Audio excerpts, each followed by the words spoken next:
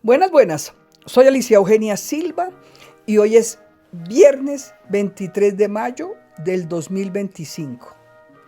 Creo que vamos a comenzar a defender en serio lo que Petro quiere destruir. Alicia, ¿está o no en riesgo la institucionalidad de Colombia? Claramente lo está. Así la mayor parte de quienes votaron por Petro no quieran aceptarlo y los congresistas enmermelados y los medios de comunicación que cuidan sigilosamente la pauta digan al unísono que hay que dejar que Petro siga destruyendo al país hasta el 7 de agosto del 2026.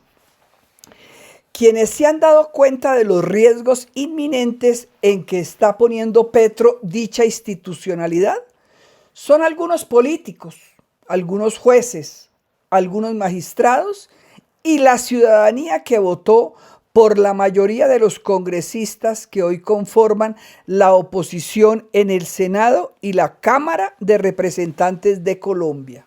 Los ataques, insultos y graves amenazas permanentes de Gustavo Petro al Congreso de la República muestran su deseo de cerrar el Congreso, su violación a las providencias judiciales. Nos dan indicios de su intención de acabar con la separación de poderes. El abuso de la consulta popular, a pesar de ser un mecanismo de participación ciudadana autorizado por la Constitución, al querer con ella desconocer una decisión del legislativo, también ponen en riesgo la institucionalidad colombiana. ¿Qué significa el hundimiento de esa consulta popular? Tenemos que entender que, aunque la votación aparece con un margen muy estrecho de 49 votos a favor y 47 en contra del hundimiento de dicha consulta,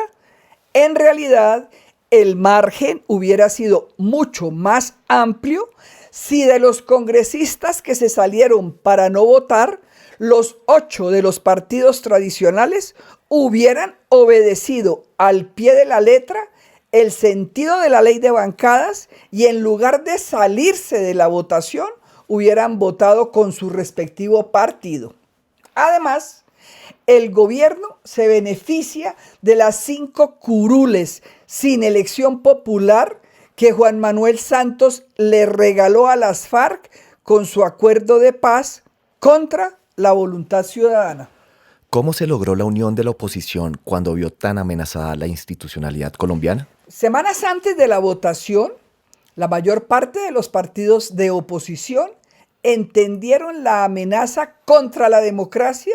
y fue así como el 14 de mayo decidieron votar en bancada en contra de las pretensiones de Petro de sustituir al legislativo. Más recientemente, en la noche del martes 20 de mayo,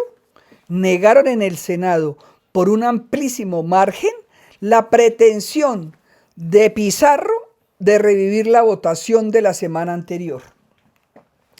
Días antes de la votación del 14 de mayo, Angélica Lozano y Paloma Valencia, al igual que otras mujeres congresistas, decidieron proponer la apelación que consistía en volver a discutir la reforma laboral archivada y fue así como Efraín Cepeda, presidente del Senado, permitió que dicha propuesta se votara antes de votar la consulta y es por eso que hoy, al estarse discutiendo la reforma laboral en el Congreso, la consulta se vuelve inocua. Los intentos irregulares de revivir la votación sobre la consulta esta semana están llenos de vicios y dejan en evidencia que los verdaderos intereses del gobierno son la distracción respecto de su corrupción, así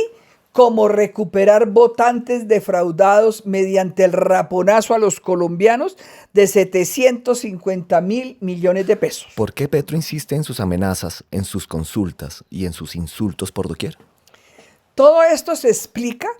por la necesidad de tapar los escándalos de corrupción de sus más íntimos colaboradores, como es el caso de Carlos Ramón González, su antiguo socio, camarada y el hombre más cercano a él desde hace décadas, y hoy imputado por los escándalos de corrupción en los delitos de cohecho, que implica soborno, peculado, que se refiere a robarse los recursos públicos, y lavado de activos. Esta semana, el fiscal que lleva su caso y lo imputó y que aplazó la decisión sobre la medida de aseguramiento, le recordó su historia al acusado Carlos Ramón González, refiriendo hechos que implican la cercanía con el presidente de la República. Hechos que van desde la militancia de ambos en el M-19, pasando por la candidatura de González a la constituyente por ese mismo movimiento, luego su ingreso a la Cámara de Representantes por el ADM-19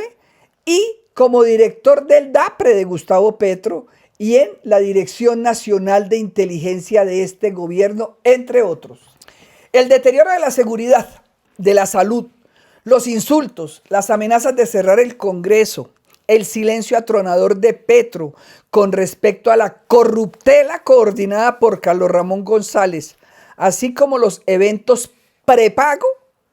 las traídas de los indígenas en chivas, de campesinos y beneficiarios de subsidios en buses y más recientemente el traslado a Barranquilla de los influenciadores en aviones de la policía, están logrando unir y despertar el civismo de la sociedad civil colombiana, cansada de la mala fe, de los robos y de los retrocesos del gobierno Petro. A lo mejor la ciudadanía colombiana unida con políticos que estén pensando en el futuro de Colombia,